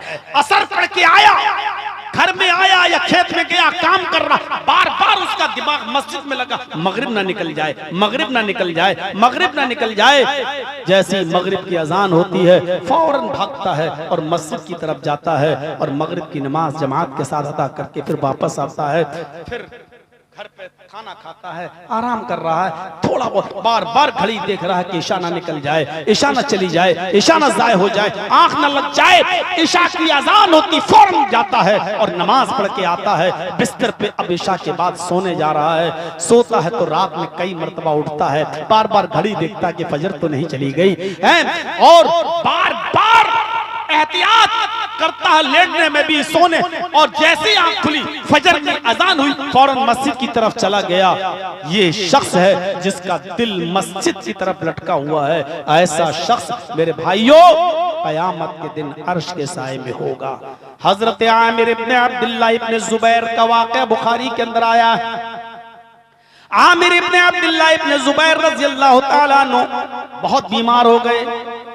हजरत मुसाब इब्न उमैर उनके वाक़े के बारे में बताते हैं कि इतने बीमार थे कि वो करीबुल मर्द थे, बिल्कुल मरने के करीब, जाकनी का आलम, जैसे मरने वाला कोई देख के आए उसको, अरे भाई अब तो ये बस 2-4 घंटे का मेहमान है, मुश्किल से पूरा दिन कटेगा, ये तो बस 1-2 घंटे में बस जाने वाला है। ये हालत थी हजरत आमिर इब्न अब्दुल्लाह इब्न जुबैर की। हजरत मुसाब कहते हैं कि मैं उनको देखने के लिए जब उनके घर पहुंचा तो उनका आलम, उनकी बेबसी बड़ी ऐसे कर रहे हैं, मतलब जहां कनी का आलम है, बिल्कुल करीबुल मर्ग हैं, बिस्तर पर लेटे हैं, इंतकाल होने वाला है। अचानक उनके कान में मगरिब की आजान की आवाज जाती है। आमिर इब्न अब्दुल्लाह इब्न जुबैर के कान में मगरिब की आजान की आवाज, मगरिब की अजान की आवाज, अल्लाहु अकबर अल्लाहु अकबर। अजान की आवाज जैसे ही सुनते हैं, आमिर इब्न अब्दुल्लाह इब्न जुबैर अपने बेटों से कहते हैं, मेरे बेटों मुझे उठाओ बिस्तर से और मस्जिद की तरफ ले चलो। नौजवानों जरा सुन लीजिएगा, गौर से सुन लीजिए।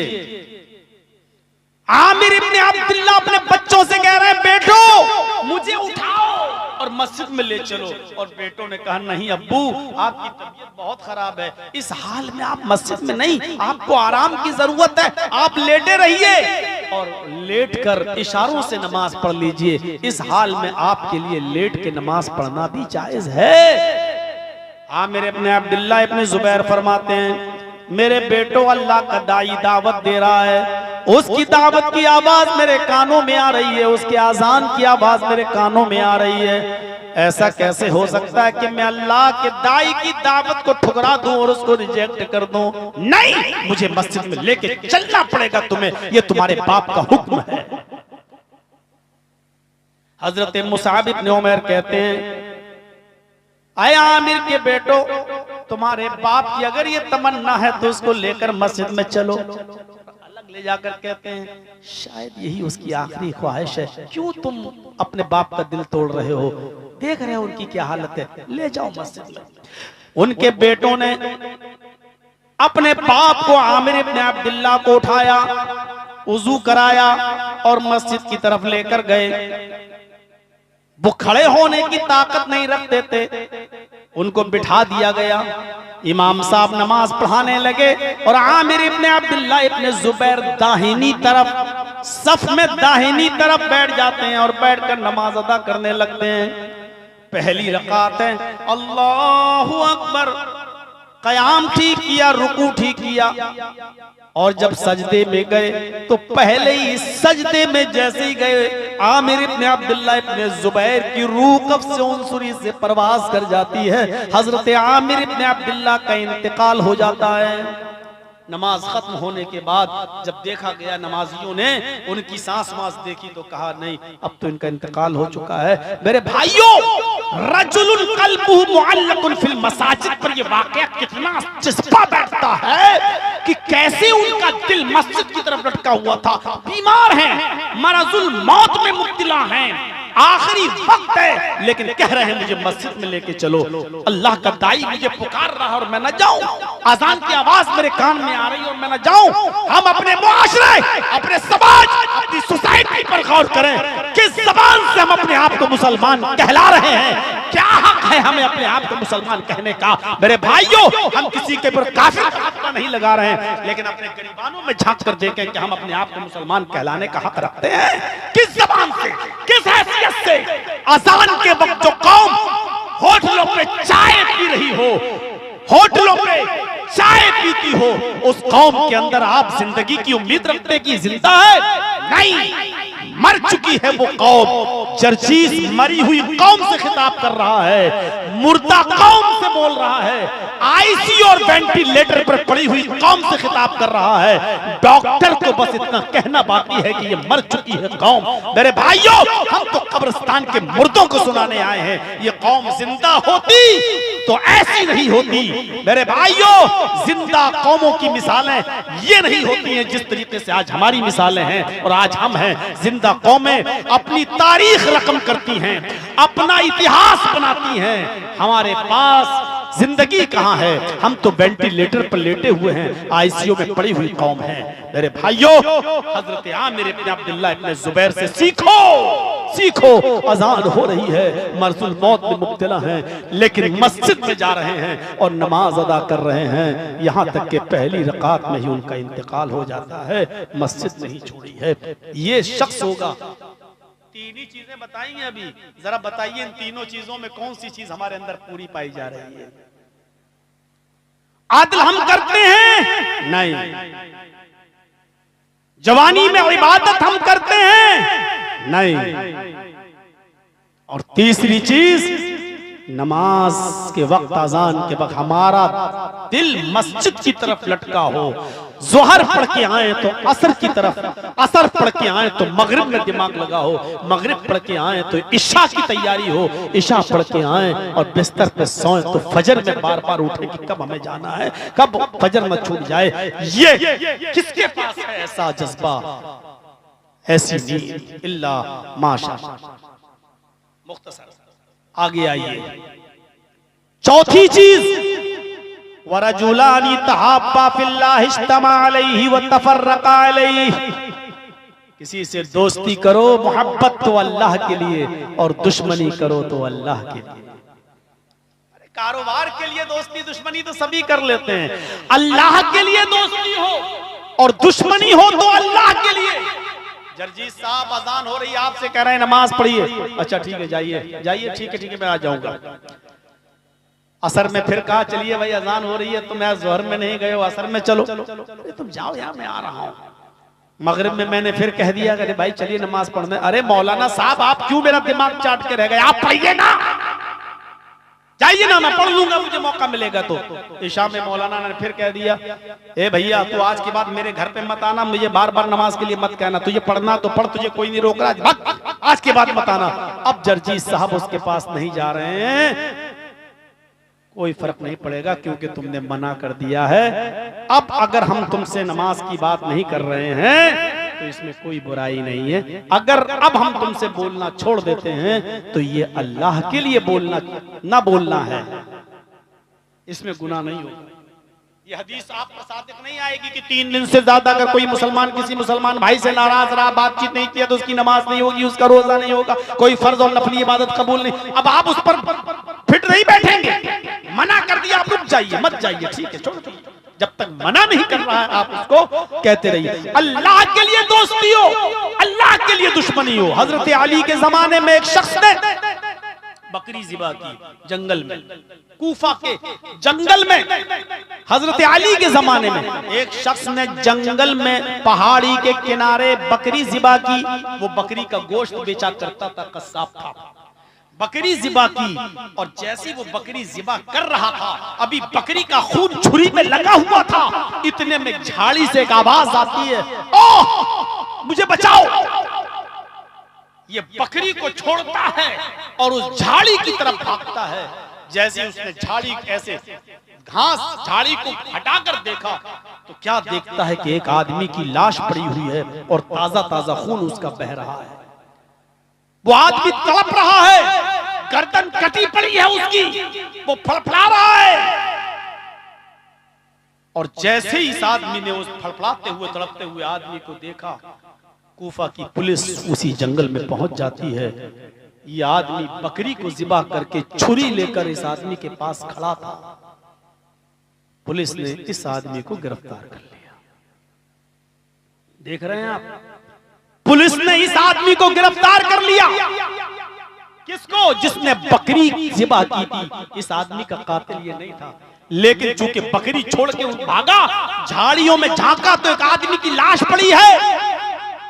और जैसे ही लाश के करीब गया, पुलिस आ जाती है। इस आदमी का खून बह रहा है और इस आदमी के हाथ में छुरी में खून लगा हुआ है। उस जमाने में लेबोरेटरी इतनी तरक्की नहीं की थी कि पता लगाया जा सके कि बकरी का खून है या इंसान का खून है। साइंस ने इतनी तरक्की नहीं की थी। पुलिस ने इस आदमी को छुरी के साथ, खून में सनी हुई छुरी के साथ इस आदमी को पकड़ लिया। मुकदमा चलता है। काजी शुरह की अदालत में फैसला सुनाया जाता है कि मौके वारदात पे चूंकि यही आदमी था और छुरी इसके हाथ में थी और छुरी खून से सनी हुई थी, लिहाजा यही कातिल है और कत्ल के जुर्म में इस आदमी को भी जुमे के दिन कत्ल कर दिया जाएगा। इस आदमी को कत्ल के लिए ले जाया जा रहा है। ये अपनी बीवी बच्चों से कसमें खा खा कर कह रहा है कि अल्लाह की कसम मैंने कत्ल नहीं किया, लेकिन पुलिस गवाही दे रही है कि मौके वारदात में मैंने किसी को नहीं देखा। तड़पता हुआ आदमी देखा जो चंद सेकंडों में मर गया। छुरी लिए हुए यही खड़ा था, कोई और होता तो भागता या उसके पैरों के निशान वहां मौजूद होते, लेकिन कुछ नहीं। मुझे जो कुछ भी मिला यही आदमी मिला। ये छुरी भी लिए हुए था और इसके हाथ में छुरी थी और छुरी में खून भी लगा था। ये सच है कि बकरी भी वही ज़िबा पड़ी थी।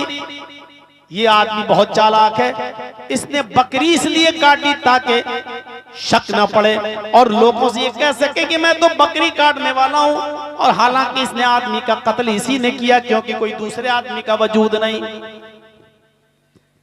बीवी यकीन कर रही है, बच्चे यकीन कर रहे हैं, लेकिन जज साहब फैसला सुनाते हैं कि तुम्हें कत्ल की सजा में कत्ल की सजा, जाओ इनकी भी गर्दन काट दी जाएगी। इसकी गर्दन काटने के लिए इसको ले जाया जा रहा है। मैदानी मक्तल में पहुंच जाते हैं, कातिल जल्लाद भी आ जाता है, जल्लाद भी आ जाता है। जल्लाद ने अपनी तलवार भी निकाल ली, इस आदमी को बैठ जाने के लिए भी कह दिया कि आप बैठ जाओ और तुम्हें कत्ल किया जाएगा, तुम्हारी भी गर्दन उड़ाई जाएगी। इस आदमी के पीछे से हाथ भी बांध दिए गए हैं, पीछे से हाथ बंधे हैं, गर्दन झुकी हुई है और सजा मजमे आम में सब लोगों के सामने दी जा रही है। उन नाजरीन में, उन देखने वालों में बहुत सी भीड़ जमा है, सब देख रहे हैं कि अभी इस आदमी की गर्दन तन से जुदा होने वाली है।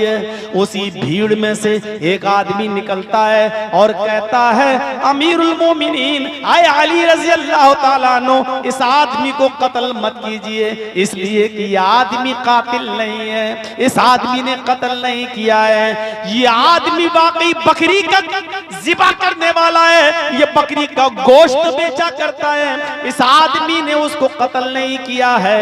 हजरत अली ने पूछा, फिर असल कातिल कौन है? अगर इसने कत्ल नहीं किया तो फिर असली कातिल कौन है? इस आदमी ने कहा, अमीरुल मोमिनीन, असली कातिल आपके सामने खड़ा है, असली गुनाहगार मैं हूँ, इसके भी बीवी बच्चे हैं, मैंने सिर्फ अल्लाह की रज़ामंदी के लिए मैं चला आया कि मेरी वजह से एक बेकसूर आदमी ना मारा जाए, मैं दो का कातिल हो जाऊंगा, एक तो वो आदमी मारा गया और दूसरा ये भी मेरी वजह से मारा जाएगा, इसलिए मैं अभी तौबा करके आया हूँ, अब मैं दूसरे आदमी का गुनाह अपने सर नहीं ले सकता। ऐ अमीरुल मोमिनीन, मैंने कत्ल किया है, इसको छोड़ दीजिए और इसकी जगह पर मुझे कत्ल कर दीजिए।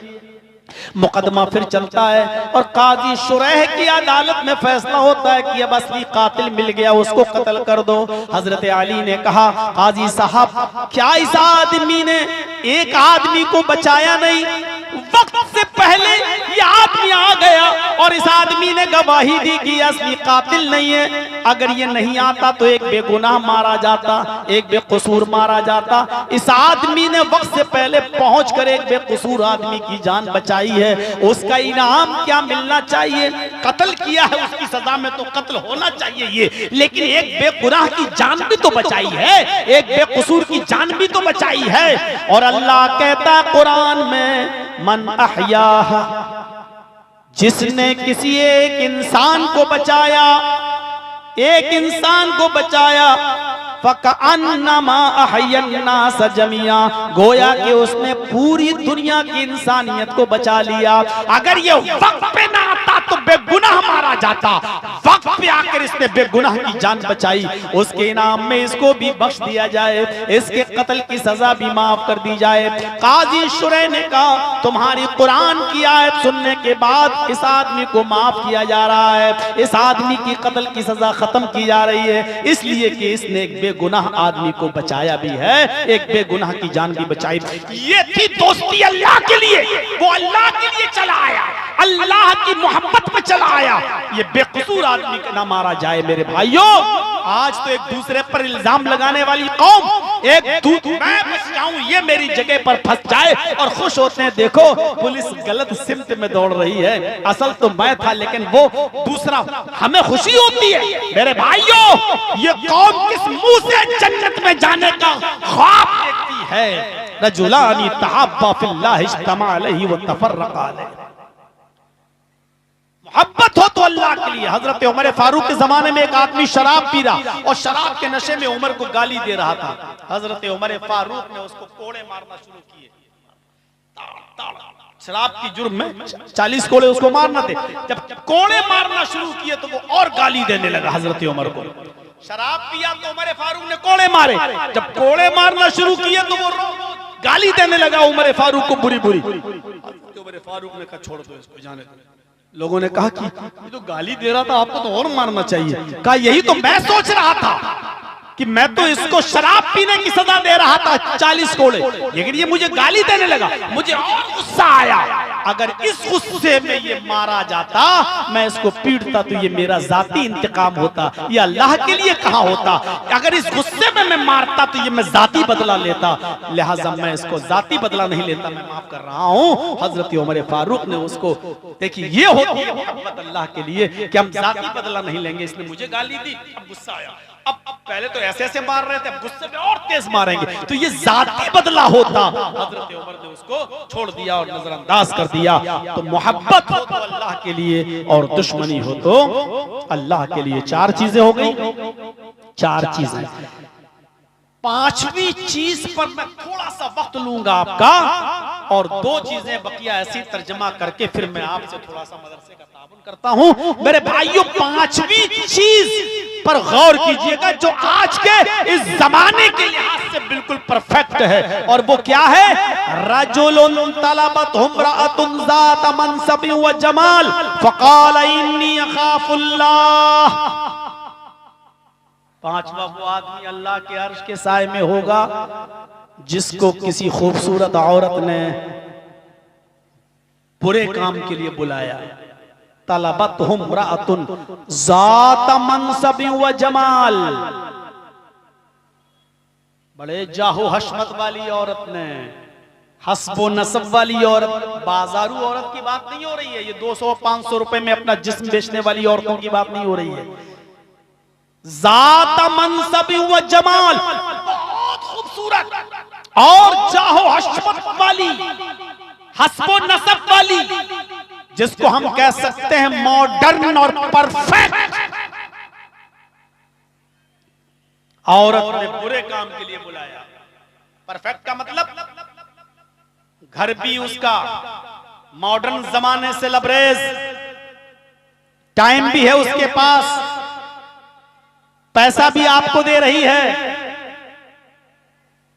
आपकी 5 उंगलियां घी में सिर्फ आपको बुलाती है अपने मकसद के लिए, और आप उस बड़ी हस्बो नसब वाली स्टैंडर्ड है वो, जिसको हम कह सकते हैं आज के जमाने में स्टैंडर्ड, परफेक्ट, हस्बो नसब वाली, आलीशान और खूबसूरत, पैसों वाली अमीर जादी, एसी रूम में कमरा भी आपको मुहैया, टाइम भी है उसके पास, आपको कोई टेंशन नहीं, सारे टेंशनों को भुला देती है वो, सिर्फ आपसे कह रही है आ जाओ, घर भी मेरा, मकान भी मेरा, टाइम भी मेरा, वक्त भी मेरा, और मैं तुम्हें पैसा भी दूंगी, मैं तुम्हें ये भी खुश भी रखूंगी। ऐसी औरत ने अगर किसी को बुलाया और ये आदमी वहां पहुंच गया, उस औरत की खूबसूरती को देख भी लिया, उसके करीब भी चला गया, लेकिन उसने जब उसको अपने ऊपर माइल किया,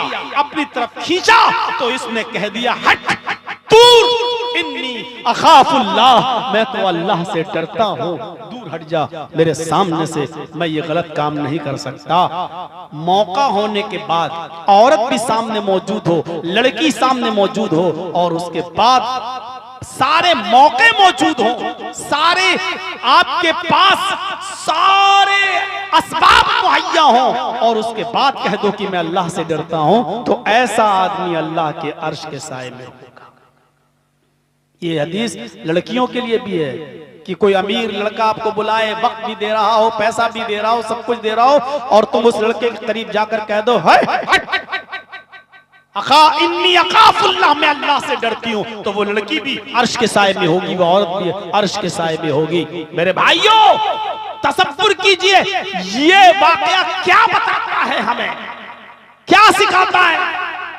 इमाम इब्ने सीरीन बहुत बड़े बुजुर्ग गुजरे, कपड़े की गठरी अपने सर पे लाद के बजाजी का काम किया करते थे, गांव गांव जाकर कपड़ा बेचा करते थे। उस एक गांव में एक बेवा औरत रहती थी, बड़ी खूबसूरत थी, उसका शौहर मर चुका था। उसने अपनी नौकरानियां लगा रखी थी कि कोई नौजवान मिले तो उसको मेरे पास लेकर आओ। एक नौकरानी ने, मुलाजिमा ने, बांदी ने उसको बताया एक बहुत खूबसूरत नौजवान है, कपड़े का काम करता है, कपड़ा बेचता है, हम उसको कपड़ा खरीदने के बहाने ले आएंगे, बाकी आप संभाल लेना। कहा ठीक है। ये बुला के लाई इमाम इब्न सीरीन को और कहा कि मेरी मालिकन है, आपसे कपड़ा खरीदना चाहती हैं, चलिए घर पे। वो घर पे गए, वो अंदर कमरे में ले गई मालिकन, वो बेवा औरत, और कपड़ा दिखाने लगे, ये इतने रुपए मीटर, ये इतना, ये इतने का, ये इतने का, अपना कपड़ा खोलना शुरू कर दिया। और वो औरत दिल लगी की बातें करने लगी और बहुत ज्यादा वो कहने लगी, अरे ये सब छोड़िए, आइए मेरे पास आइए, ये सारे कपड़ा हम ले लेंगे, आपको इसकी कीमत दे देंगे, आप आइए पहले इधर आइए। और दिल लगी। अब ये समझ गए कि ये औरत ठीक नहीं है, ये मुझसे गलत काम करवाना चाह रही है। इन्होंने कपड़े की गठरी बांधी और लगे अल्हम्दुलिल्लाह नहमदुहु व नस्तईनुहु व नस्तगफिर, लगे दर्स देने और जहन्नम का अज़ाब, कब्र का अज़ाब और जिना की सजा सब कुछ बयान करना शुरू कर दिया। वो औरत सुनती रही और सुनने के बाद कहने लगी, बस हो गया? कहा बस ठीक है, मैंने भी एक कान से सुना, दूसरे कान से उड़ा दिया। उदनु मिन्नी, मेरे करीब आइए और मेरे ख्वाहिश को पूरा कीजिए।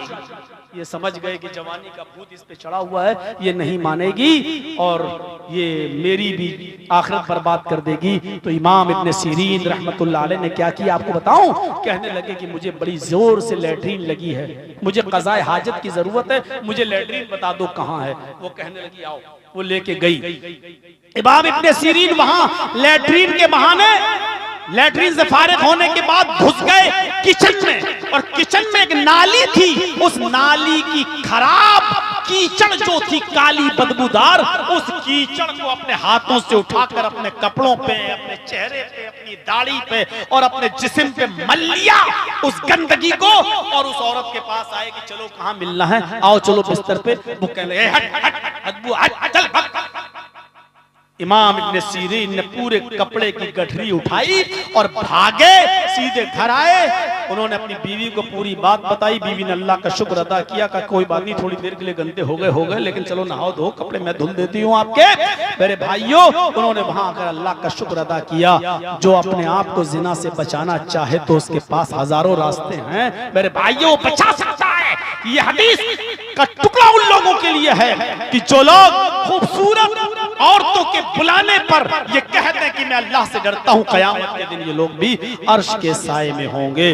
5 चीजें हो गई। छठी चीज सिर्फ तर्जुमा, रजुलुन तसद्दक़ बिसदक़तिन फ़अख़फ़ाहा, जिसने सदका किया, खैरात, किसी गरीब की मदद की, इतने चुपके से कि दाएं हाथ से दिया, बाएं हाथ को भी उसकी खबर ना हो। यानी बाप अगर सदका दे तो बेटे को पता ना चले, शौहर सदका दे तो बीवी को पता ना चले। गरीब की मदद, आजकल क्या होता है, रमजान के महीने में हम ज़कात देते हैं, कपड़ा निकालते हैं और साड़ी दे रहे हैं किसी औरत को, फोटो खींच रहे हैं, फेसबुक पे डाल रहे हैं, आज मैंने इतने गरीब औरतों को कंबल दिया, इतने गरीब औरतों को हमने साड़ी दी।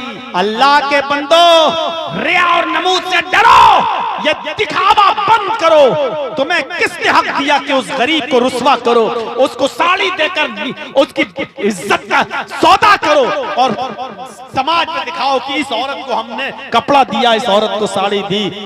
सदका तो चुपके से किया जाता है, इतने चुपके से कि बाप दे तो बेटे को पता ना चले, बेटा दे तो बाप को पता ना चले, और शौहर दे तो बीवी को पता ना चले, और बीवी दे तो शौहर को पता ना चले। ये होता है ऐसे। तो कयामत के दिन ऐसा शख्स भी अर्श के साए में होगा जिसने चुपके से सदका किया, दाएं हाथ से दिया और बाएं हाथ को भी खबर नहीं हुई। और 7वां आदमी जो अर्श के साए में होगा वो होगा रजुलुन ज़करल्लाह खालियन फफ़ाज़त ऐना, जिसने अल्लाह को तन्हाई में याद किया और उसकी आंखों में आंसू आ गए। मजमे में तो सब रो लेते हैं, अब हमारे आंखों में भी आंसू आ जाएंगे तकरीर करते करते, और आपके भी सुन सुन के आंसू आ जाएंगे। ये ड्रामे वाले आंसू कहे जा सकते हैं, नौटंकी वाले आंसू कहे जा सकते हैं, लेकिन अकेले में, तन्हाई में, बाप सो रहा, माँ सो रही, बच्चे सो रहे, आप उठ रहे वजू बनाकर 2 रकात, 4 रकात, 6 रकात, 8 रकात नफिल नमाज पढ़ने के बाद अपने हाथों को उठाकर दुआ मांगे, अपने गुनाहों की स्याही को अपने आंसुओं से धोएं और अल्लाह के अजाब से डरकर आपकी आंखों में आंसू आ जाएं। तो ऐसा तन्हाई में अकेले में रोने वाला शख्स अल्लाह को याद करके ये कयामत के दिन अल्लाह के अर्श के साए में होगा। सातों चीजें फिर से गिन लो। अदलो इंसाफ करने वाला इंसान, ये पहला शख्स। दूसरा वो जवान जो अल्लाह की इबादत में लगा हुआ है। तीसरा वो शख्स जिसका दिल मस्जिद की तरफ लटका हुआ है, अटका हुआ है। चौथा वो शख्स जो किसी से मोहब्बत करता है तो अल्लाह के लिए और नफरत करता है किसी से तो अल्लाह के लिए। पांचवा वो शख्स जिसको किसी खूबसूरत औरत ने बुरे काम के लिए बुलाया और उसने कह दिया कि मैं अल्लाह से डरता हूँ। छठा वो शख्स जिसने सदका और खैरात चुपके से दिया दाहिने हाथ से कि बाएं हाथ को भी खबर न हुई। और सातवां वो आदमी जिसने तन्हाई में अपने रब को याद किया और वो अल्लाह को याद करके रो दिया, जहन्नम के अजाब को सोचकर, जहन्नम के अजाब को तसव्वुर करके वो रो दिया, तो वो भी क़यामत के दिन अर्श के साए में होगा। मेरे भाइयों, ये सातों खूबी हम अपने अंदर पैदा करें। और आइए, बस इतनी सी मुख्तसर सी बात के बाद अब मैं आपसे गुजारिश करता हूं, मैं थोड़ा सा और बोलता, लेकिन अब ठंड की रातें हैं और आदमी जाने लगता है। मैंने सोचा कि आप लोग भी कहीं चले ना जाएं, वरना फिर मदरसे में कुछ नहीं। तो मैं 10 मिनट के लिए बैठता हूं आपके पास। मेरी मोहब्बत है आपको, जो इतने सालों से मुझे याद कर रहे हैं। इसी मोहब्बत के वास्ते से आप हमारे हाथ पर मदरसे का ताबुन करें। अल्लाह ताला आपको इसका अजर अजीम अता फरमाएगा इंशाअल्लाह। जज़ाकुमुल्लाहु अहसनल जज़ा। अल्लाह से दुआ है कि बारे अल्लाह ये सातों खूबियां तो हमारे अंदर पैदा फरमा दे। अल्लाह हमें जब तक जिंदा रख, इस्लाम पर जिंदा रखना, और जब हमारा खात्मा हो तो ईमान पर खात्मा फरमाना। वमा अलैना इल्लल बलागुल मुबीन व आखिरु दअवाना अल्हम्दुलिल्लाहि रब्बिल आलमीन। अस्सलामु अलैकुम व रहमतुल्लाहि व बरकातुहू। लाइए अपने इस्तिताअत और हैसियत के